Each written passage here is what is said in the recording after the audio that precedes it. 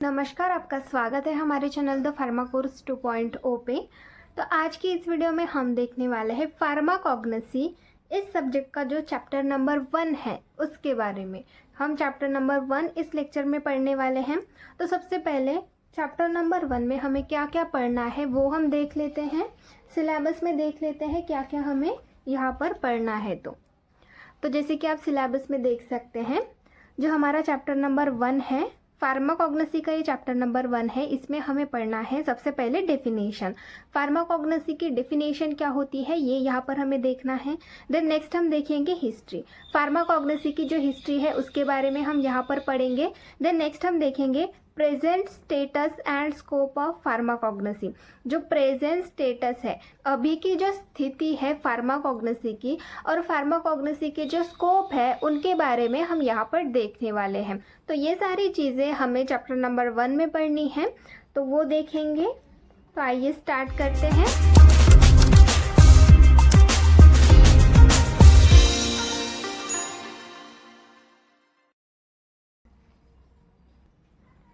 तो chapter number 1, सबसे पहले हम फार्माकोग्नोसी की यहाँ पर डेफिनेशन देखने वाले हैं।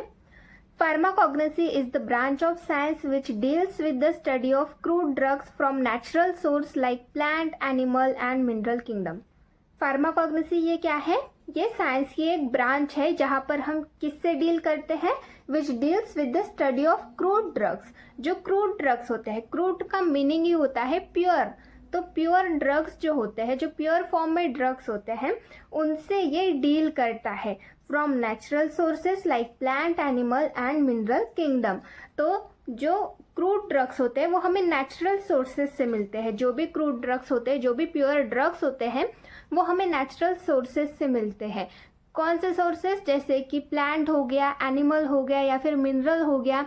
ऐसे नेचुरल सोर्सेज से हमें क्रूड ड्रग्स मिलते हैं, हमें प्यूरिफाइड ड्रग्स मिलते हैं, प्योर फॉर्म में ड्रग्स मिलते हैं।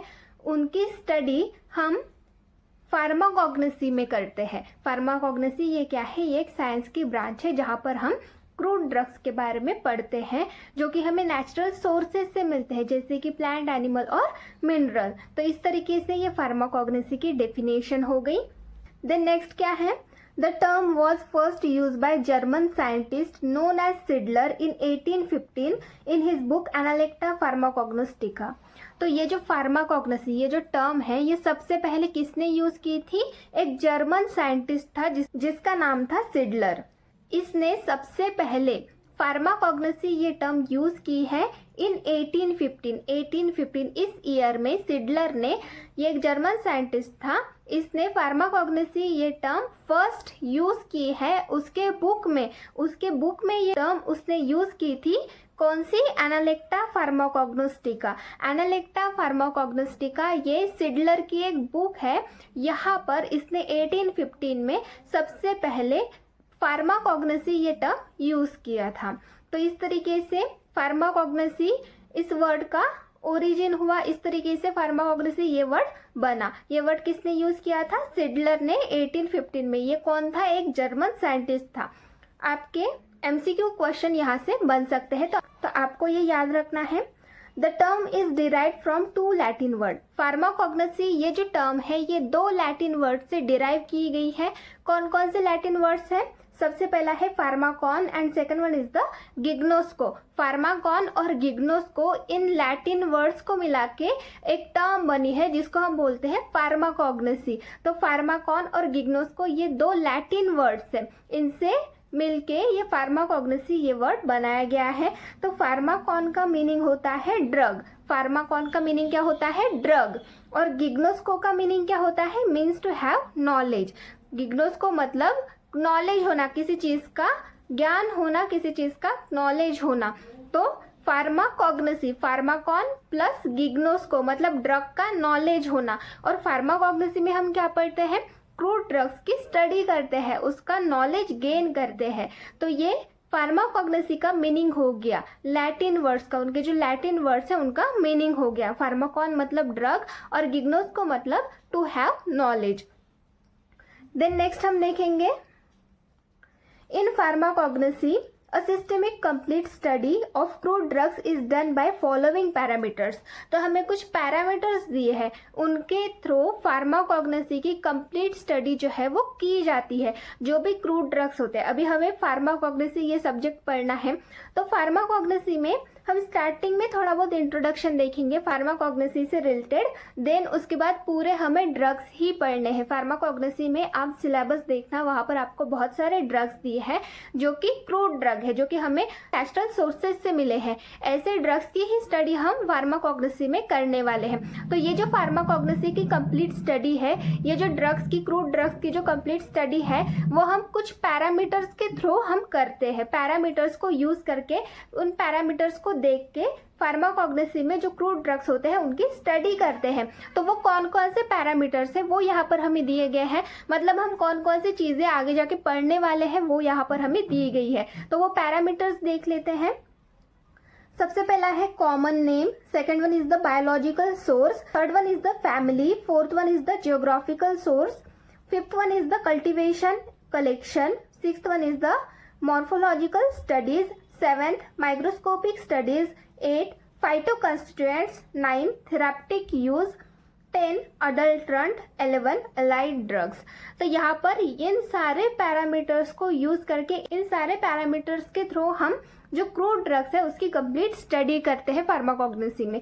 तो ये जो common name, biological sources, family, geographical sources, मतलब इनका मीनिंग क्या होता है, ये क्या होते हैं, उसके बारे में हम देख लेते हैं, इसके बारे में हम समझ लेते हैं सबसे पहले। तो सबसे पहले हम यहाँ पर देखेंगे कॉमन नेम के बारे में। कॉमन नेम मतलब क्या होता है? Common name, it gives general idea about the crude plant. जो क्रूड प्लांट है जिससे हमें ड्रग मिल रहा है, उसका जो नाम है वो हमें पता चलता है कॉमन नेम के थ्रू। जैसे कोई भी ट्री है, तो जैसे मैंगो ट्री हो गया, तो मैंगो ट्री है ये हमें कैसे पता चला? उसके नाम से। मैंगो ट्री है इसलिए वो आम का पेड़ है, हमने उसको नाम दिया है मैंगो ट्री। तो ये क्या हो गया? ये कॉमन नेम हो गया। तो कॉमन नेम क्या करता है? ये हमें जनरल आइडिया देता है उस प्लांट से रिलेटेड। जिस भी प्लांट से हमें मेडिसिन मिलने वाली है, उस प्लांट से रिलेटेड जो जनरल आइडिया है वो हमें कॉमन नेम देता है। देन नेक्स्ट है बायोलॉजिकल सोर्सेज। अब बायोलॉजिकल सोर्सेज मतलब क्या होता है? It is the official source of the crude plant. तो क्रूड प्लांट का जो ऑफिशियल सोर्स होता है, ऑफिशियल सोर्स मतलब जो ऑफिशियल नेम होता है, जो भी प्लांट है, जिस भी प्लांट के थ्रू हम ड्रग ले रहे हैं, तो उसका जो ऑफिशियल नेम होता है, कॉमन नेम तो अलग हो गया पर ऑफिशियल नेम जो है वो अलग होता है। तो ऑफिशियल नेम जो है वो हम बायोलॉजिकल सोर्सेस में देखते हैं। ये भी बहुत इंपॉर्टेंट होता है, बायोलॉजिकल सोर्स बहुत इंपॉर्टेंट है फार्माकोग्नोसी में। देन नेक्स्ट है family, it gives the idea about the plant family. जिस भी प्लांट से, जिस भी क्रूड प्लांट से हम ड्रग ले रहे हैं, वो प्लांट कौन सी फैमिली से है ये हमें फैमिली के थ्रू पता चलता है। हम फैमिली से रिलेटेड भी इंफॉर्मेशन देखते हैं। तो जैसे फैमिली हो गई, तो ये हम बायोलॉजिकल सोर्स में ही इंक्लूड करते हैं। बायोलॉजिकल सोर्स में हम क्रूड प्लांट का ऑफिशियल नेम और साथ में उसकी फैमिली मेंशन करते हैं। देन नेक्स्ट है फोर्थ जियोग्राफिकल सोर्स। अब जियोग्राफिकल सोर्स मतलब क्या होता है? It gives the idea about place where the plant is found.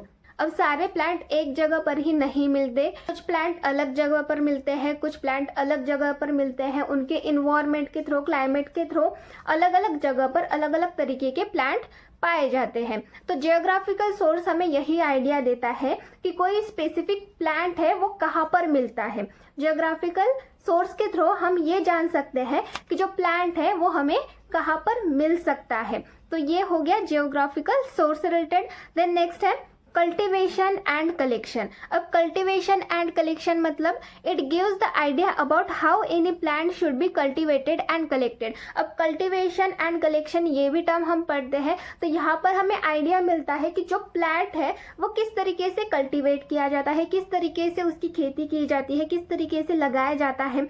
Then वो प्लांट ग्रो होने के बाद उसको कलेक्ट किस तरीके से किया जाता है, जो भी ड्रग है उसको कलेक्ट किस तरीके से किया जाता है, किस तरीके की प्रोसेस होती है, तो ये सारी चीजें हम कल्टीवेशन एंड कलेक्शन के थ्रू जान सकते हैं। देन नेक्स्ट है सिक्स्थ मॉर्फोलॉजिकल कैरेक्टर्स। अब मॉर्फोलॉजिकल कैरेक्टर्स में हम क्या पढ़ते हैं, morphological characters include shape, size, colour, order, taste etcetera. अब मॉर्फोलॉजिकल कैरेक्टर्स, कोई भी क्रूड ड्रग है उसके हम मॉर्फोलॉजिकल कैरेक्टर्स देखते हैं, कोई भी क्रूड प्लांट है उसके मॉर्फोलॉजिकल कैरेक्टर्स में क्या इंक्लूड होता है, उस प्लांट का, जो भी क्रूड प्लांट है उसका शेप, मतलब जो लीव्स है उनका शेप किस तरीके का है, वो जो प्लांट है उसका साइज कैसा है, उसका कलर किस तरीके का है, ऑर्डर किस तरीके की है, टेस्ट किस तरीके का है, ये सारी चीजें मॉर्फोलॉजिकल कैरेक्टर्स में इंक्लूड होती है।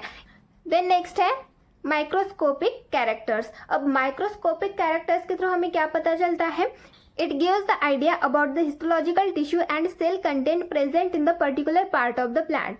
अब हमें कोई क्रूड प्लांट मिला है, वहां पर हमें उसका, जैसे हमने लीफ ले लिया तो लीफ का टिश्यू किस तरीके का है, उसका सेल कंटेंट क्या है, उसके सेल में क्या क्या प्रेजेंट है, कौन सा केमिकल कंस्टिट्यूएंट प्रेजेंट है, उसमें क्या क्या सेल में क्या क्या प्रेजेंट है, क्या नहीं है, और वो दूसरे प्लांट से किस तरीके से डिफर करता है, उसमें डिफरेंस क्या है, ये सारी चीजें हम माइक्रोस्कोपिक कैरेक्टर्स के थ्रू देख सकते हैं। किसी भी प्लांट का, कोई भी क्रूड ड्रग हो गया, उसका टिश्यू किस तरीके का है, उसके थ्रू हम माइक्रोस्कोपिक स्टडी करते हैं।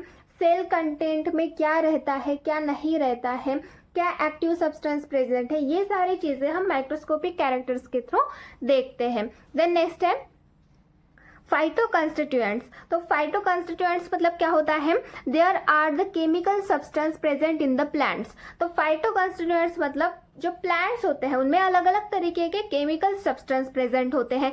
केमिकल सब्सटेंस जो प्रेजेंट होते हैं जैसे कि एल्कलॉइड हो गया, ग्लाइकोसाइड हो गया, तो ये सारे क्या हो गए, ये सारे एक तरीके के केमिकल सब्सटेंस ही हो गए जो कि प्लांट में प्रेजेंट रहते हैं और जो कि हम यूज करते हैं, बहुत ज्यादा यूज करते हैं, यही हमारे ड्रग्स होते हैं। तो ये जो फाइटो कंस्टिट्यूएंट है, ये पॉइंट भी बहुत ही ज्यादा इंपॉर्टेंट है। फार्माकोग्नोसी में ये चीज भी हम पढ़ते हैं और ये पेपर में भी पूछा जाता है। फाइटो कंस्टिट्यूएंट, किसी भी पर्टिकुलर प्लांट के पर्टिकुलर पार्ट में कौन सा फाइटो कंस्टिट्यूएंट प्रेजेंट है, ये हमें पेपर में पूछा जाता है। देन नेक्स्ट है थेराप्टिक यूज। थेराप्टिक यूज मतलब क्या होता है, this gives the idea about the pharmacological action and use of drug. तो थेराप्टिक यूज में हम क्या पढ़ते हैं कि जो ड्रग है, जो भी क्रूड ड्रग है, उसकी फार्माकोलॉजिकल एक्शन क्या है और उसका यूज क्या है। फार्माकोलॉजिकल एक्शन मतलब वो कौन से कंडीशन को ट्रीट करने के लिए यूज किया जाता है, वो कौन सी एक्शन दिखाता है, ये सारी चीजें हम थेराप्टिक यूज में, मतलब अगर सिंपल लैंग्वेज में बोले तो किसी कंडीशन, अब ड्रग हम बना रहे हैं तो ड्रग बना रहे हैं तो किसी कंडीशन को ट्रीट करने के लिए ही बनाते हैं। हाइपरटेंशन हो गया, डायबिटीज हो गया, ये सारी, तो जो उस ड्रग की एक्शन है वो हम थेराप्टिक यूज में देखते हैं, मतलब कौन सी कंडीशन को ट्रीट करने के लिए वो यूज किया जाता है, ये हम थेराप्टिक यूज में देखते हैं। देन नेक्स्ट है अडल्ट्रेंट। अडल्ट्रेंट यहाँ पर दिया गया है, अडल्ट्रेशन के बारे में भी हम पढ़ते हैं फार्माकोग्नोसी में। अब अडल्ट्रेशन क्या होता है, an adulterant is a drug which resemble the original drug but inferior in quality and purity. अब अडल्ट्रेंट और अडल्ट्रेशन, अडल्ट्रेंट ये एक टाइप का ड्रग है और अडल्ट्रेशन ये प्रोसेस हो गई, अडल्ट्रेशन ये एक प्रोसेस हो गई। तो अडल्ट्रेंट क्या है, ये एक टाइप का ड्रग ही होता है पर ओरिजिनल ड्रग होता है, उसी तरीके के इसके कैरेक्टर्स होते हैं। कोई भी ड्रग हो गया उसी के जैसा सेम, जो क्लोन हम बोल सकते हैं, क्लोनिंग बोल सकते हैं, वो की जाती है। जो ओरिजिनल ड्रग होता है उसी तरीके का एक same drug, exactly same drug बनाया जाता है, पर वो इंफीरियर क्वालिटी का होता है, उसकी प्योरिटी सही नहीं होती है, उसकी क्वालिटी सही नहीं होती है, पर वो ओरिजिनल ड्रग की तरह ही होता है। तो ऐसा जो ड्रग रहता है उसको हम अडल्ट्रेंट बोलते हैं। तो ये जो ड्रग्स होते हैं ये ओरिजिनल ड्रग्स में कभी कभी ऐड कर देते हैं, तो उस प्रोसेस को हम बोलते हैं अडल्ट्रेशन। तो इस तरीके से अडल्ट्रेशन से रिलेटेड भी हमें आगे पढ़ना है। देन नेक्स्ट है इवैल्यूएशन ऑफ ड्रग। अब इवैल्यूएशन ऑफ ड्रग मतलब क्या, means to determine their identity, purity and quality of drug. Evaluation of drug मतलब कोई भी ड्रग हम एक्सट्रैक्ट करते हैं, कोई भी ड्रग हम बनाते हैं, तो उसकी प्योरिटी कैसी है, उसकी क्वालिटी कैसी है, इसको डिटरमाइन करते हैं। साथ में अगर हमें कोई ड्रग, अननोन ड्रग है, हमें पता नहीं है ये ड्रग कौन सा है, तो वो कौन सा ड्रग है उसको आइडेंटिफाई करने के लिए हम कुछ टेस्ट करते हैं, इवैल्यूएशंस करते हैं। तो ये सारी चीज़ें इवैल्यूएशन ऑफ ड्रग में की जाती है। तो इस तरीके से ये कुछ पैरामीटर्स हैं, इनके बारे में हम फार्माकोग्नोसी में पढ़ने वाले हैं। इन्हीं पैरामीटर्स के थ्रू हमें सारे क्रूड ड्रग्स की स्टडी करनी है। देन फार्माकोग्नोसी की हिस्ट्री और प्रेजेंट स्टेटस हम नेक्स्ट वीडियो में देखेंगे। Thank you.